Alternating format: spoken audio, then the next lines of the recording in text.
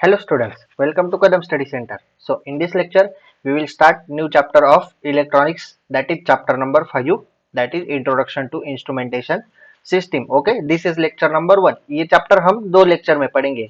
पिछले जो चार चैप्टर थे वो हमने एक ही लेक्चर में कवर किए थे. मतलब हर एक चैप्टर का एक एक लेक्चर बना था. इस चैप्टर को मैं दो लेक्चर में डिवाइड कर रहा हूँ. ओके, ज्यादा कुछ नहीं, चैप्टर छोटा है लेकिन आपको जल्दी समझ में आए, मतलब आप बोर भी ना हो और जल्दी समझ में आ जाए, इसलिए दो लेक्चर में मैं इसे डिवाइड कर रहा हूँ. ओके, तो सबसे पहले हम इसका सिलेबस देख लेते हैं. ओके, तो आपको अभी स्क्रीन पे इसका सिलेबस दिख रहा होगा. ये देखो, जो हमें यूनिवर्सिटी से सिलेबस आया है एसपीपीयू की तरफ से, उसका सिलेबस देखो यहाँ पे. Chapter number 5 introduction to instrumentation system. तो उसमें हमें क्या पढ़ना है? पहले block diagram of instrumentation system, then definition of sensor and transducer, classification of sensors. फिर क्लासिफिकेशन में हमें एक्टिव एंड पैसिव सेंसर्स पढ़ने.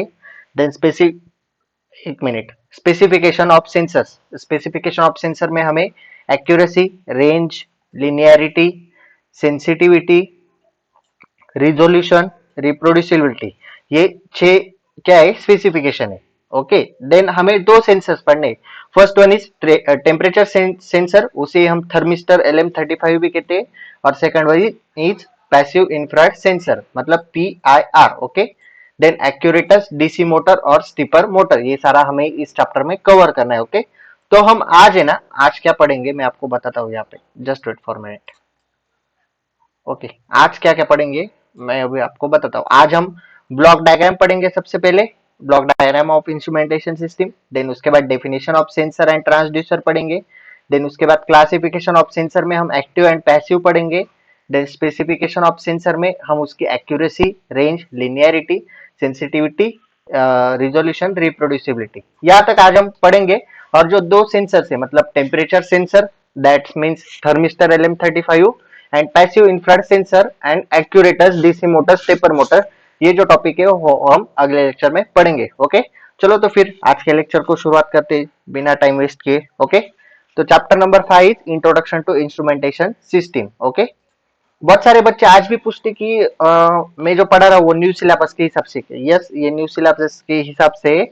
और ये NEP 2020 पे बेस है, मतलब जो न्यू एजुकेशन पॉलिसी आई है 2020 की, उस पे बेस, मतलब ये न्यू सिलेबस का ही सिलेबस में पढ़ा रहा हूँ. ओके आपको.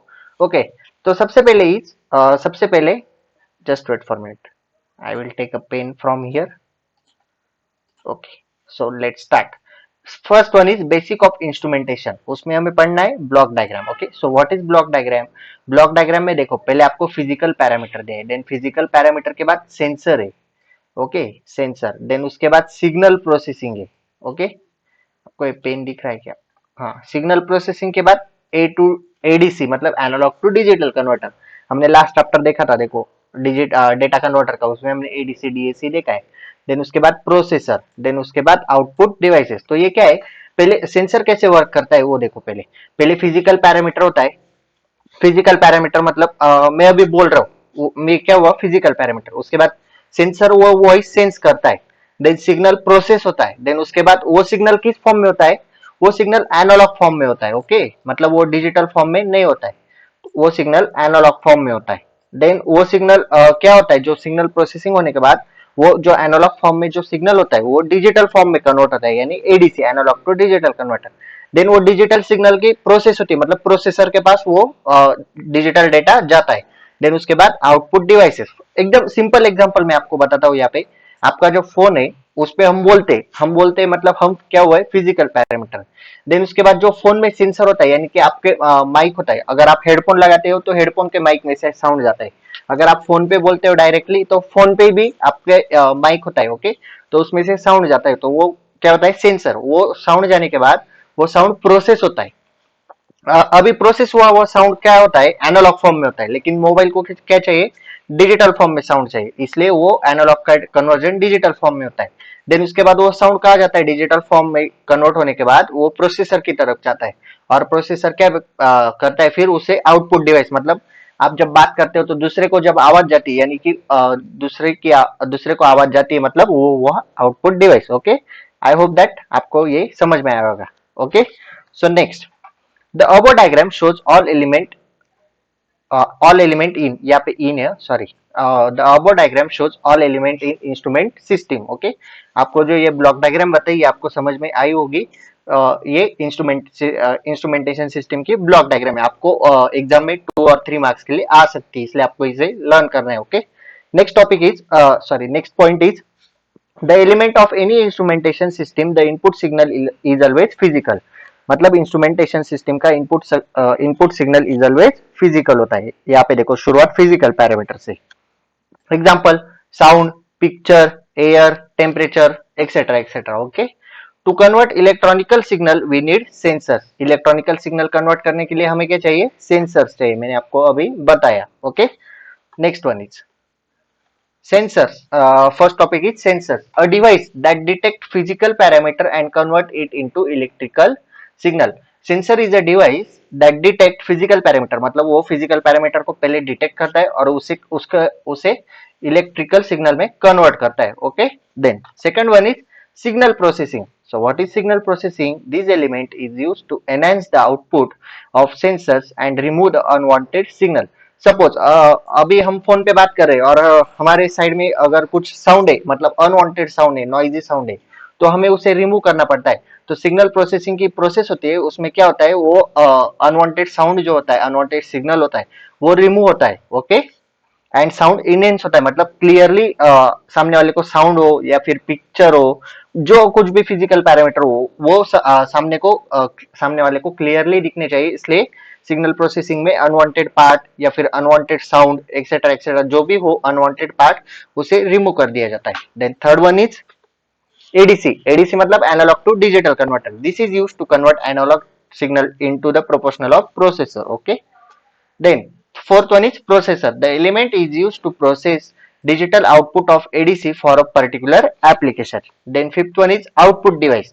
The device are connected to processor which are comparable for this application device. मैंने आपको ब्लॉक डायग्राम में भी एक्सप्लेन किया है, बस उसकी यहाँ पे हमने थ्योरी लिखी है। ओके, अगर आपको ऐसा आया, draw the block diagram of instrumentation system and explain it, तो आपको ब्लॉक डायग्राम निकालनी, देन वन बाय वन, पहले sensors, then signal processing, ADC, processor, output device, ये सारा आपको एक्सप्लेन करना है। ओके, 3 to 4 मार्क्स या फिर 2 और 3 मार्क्स के लिए क्वेश्चन आ सकता है। ओके, देन डेफिनेशंस, हमें जो दो डेफिनेशंस पढ़ने इस चैप्टर में, वो है सेंसर और ट्रांसड्यूसर।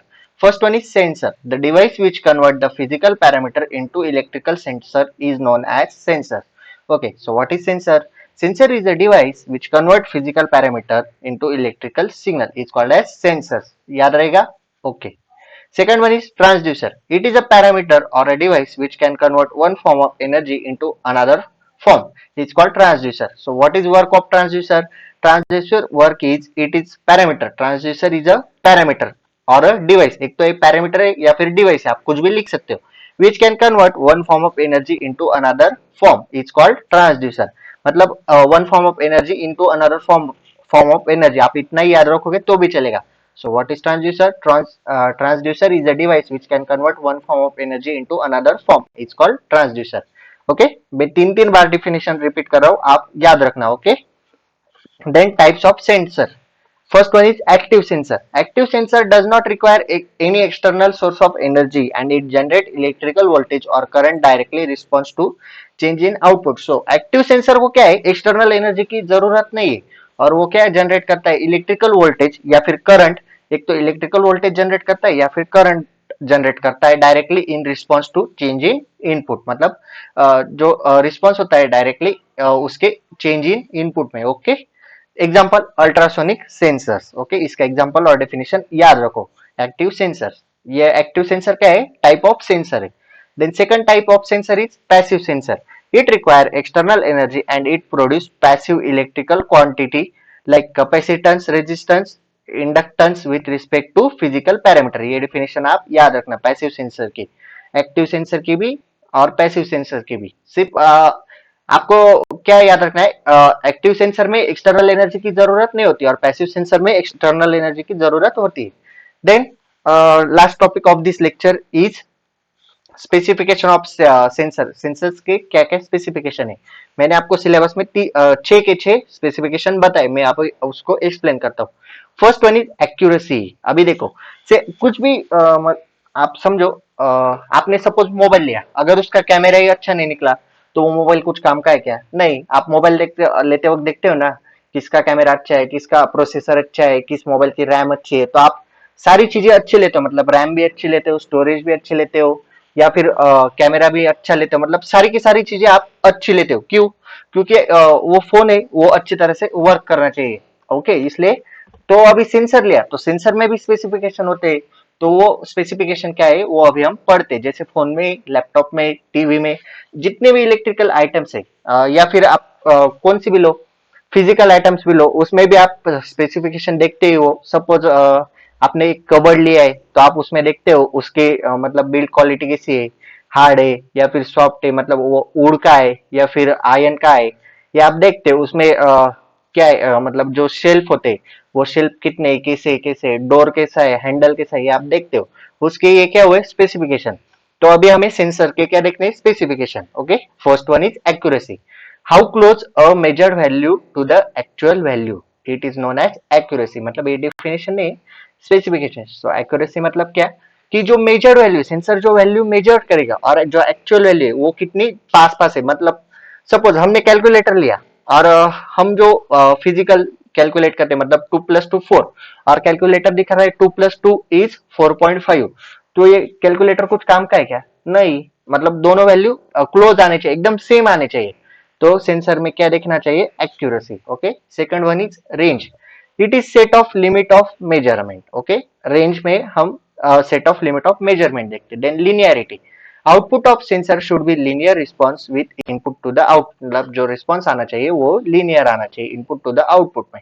ओके, देन सेंसिटिविटी, मतलब सेंसर जो है, change in output of sensor per unit change in input parameter to be measure. मैं आपको सिंपल लैंग्वेज में बताता हूँ सेंसिटिविटी मतलब क्या है। सपोज आप माइक पे बात कर रहे हो, मतलब आप या एक प्रोग्राम है आपके कॉलेज में या फिर स्कूल में, और आप माइक से स्पीच देने को गए। आप जब स्पीच देने को गए और आप माइक पे बोल रहे हो आपका स्पीच, और वो जो स्पीच आपने बोला वो स्टूडेंट्स को अगर 5 मिनट में सुनाई दिया, तो ऐसा सेंसर कुछ काम का है क्या माइक का? नहीं। क्योंकि जब आप बोलोगे तभी सुनाई देना चाहिए, ऐसा सेंसर ही अच्छा होगा। इसलिए सेंसर की स्पेसिफिकेशन में सेंसिटिविटी देखी जाती है। Okay, then fifth one is resolution.